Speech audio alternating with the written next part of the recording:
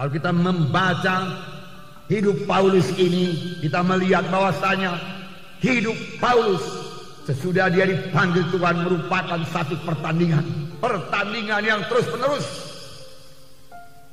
pergumulan yang terus menerus. Paulus berkata, aku telah mengakhiri pertandingan, aku telah mengakhiri perlombaan. Dan tentunya Paulus membuangkan semua beban-beban berat. Tentunya Paulus membuangkan semua pikulan-pikulan berat.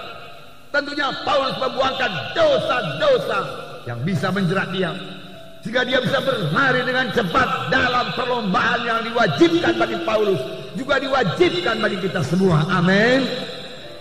Ya, firman Tuhan berkata, jikalau kita mau mengikut Yesus, kita harus menyangkal diri kita dan mengangkat salib setiap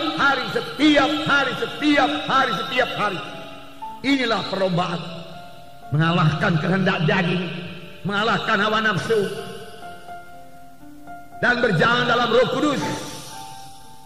Paulus berkata dalam 1 Korintus 9 ayat 27, kesaksian Paulus, dia terus menyangkal dirinya, karena dia berkata, aku masih bisa terbuang, tetapi aku melatih tubuhku dan menguasainya seluruhnya, supaya sesudah memberitakan Injil kepada orang lain, jangan aku sendiri ditolak. Jangan aku sendiri ditolak, sudah aku memberitakan Injil kepada orang lain. Rupanya sesudah kita memberitakan Injil kepada orang lain, tetapi sesudah itu, hari-hari berikutnya, tahun-tahun berikutnya dari akhir hidup kita ini, kita pakai hidup dalam kehendak daging, maka Tuhan akan menolak kita. Paulus tidak mau hal itu terjadi kepadanya. Oleh sebab itu dia berkata, aku melatih tubuhku tunduk kepada Roh Kudus, dan aku menguasainya sepenuhnya. Kehendak dagingku tidak menguasai aku. Aku dan kuasa Roh Kudus menguasai kehendak dagingku, menguasai hawa nafsuku, menguasai kemarahanku, menguasai kemalasanku, jika aku boleh berlari dalam panggilan Tuhan dalam hidupku dan sampai kepada maksud Tuhan. Inilah hidup Paulus yang penuh penyangkalan diri, yang berhasil. Itulah dia hidup Paulus yang perlu kita teladani, dan kita juga berhasil padaku. Bagaimana Paulus? Tidak ada yang mustahil, karena Roh Kudus yang ada pada Paulus adalah Roh Kudus yang ada pada kita sekarang ini. Amin, saudara. Mari kita teladani hidup Paulus ini. Mari kita teladani hidup Paulus. Amin. Haleluya. Mari kita membaca dalam Kisah Para Rasul 20 ayat 17 sampai 31. Inilah hidup Paulus, inilah hidup pelayanan Paulus. Pertama sekali dia katakan, dengan segala rendah hati aku melayani Tuhan. Dalam pelayanan itu aku banyak mencucurkan air mata, banyak mengalami pencobaan dari orang Yahudi yang mau membunuh aku. Paulus banyak mencucurkan air mata. Dan juga dikatakan Paulus melayani dengan segala kerendahan hati. Paulus rendah hati. Luar biasa wahyu yang telah diterima oleh Paulus. Pada jalan ke Damsyik dia bertemu dengan Yesus, mendengar suara Yesus. Kita sudah melihat dalam Kisah Rasul yang lalu. Saya yakin itu terjadi pada waktu Paulus dilempari dengan batu. Paulus diangkat ke sorga dan mendengar pembicaraan yang tidak layak didengarkan oleh manusia.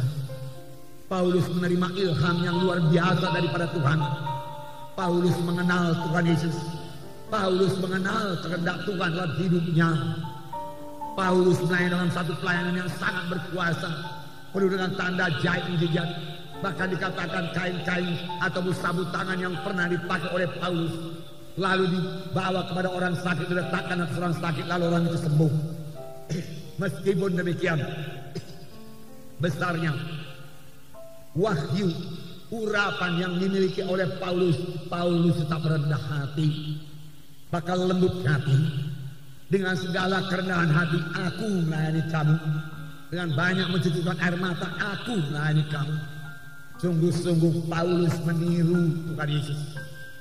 Tuhan sendiri berkata, belajarlah kepadaku karena aku rendah hati. Karena aku lembut hati dan rendah hati, maka engkau akan mendapat sentosa bagi jiwamu.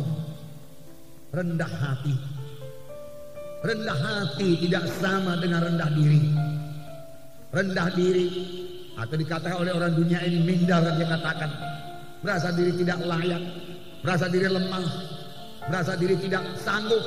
Itu bukan daripada Tuhan, dan itu bukan rendah hati. Itu rendah diri yang menyebabkan kita tidak bisa dipakai Tuhan. Kalau kita tidak mau keluar dari perasaan rendah diri kita tersebut.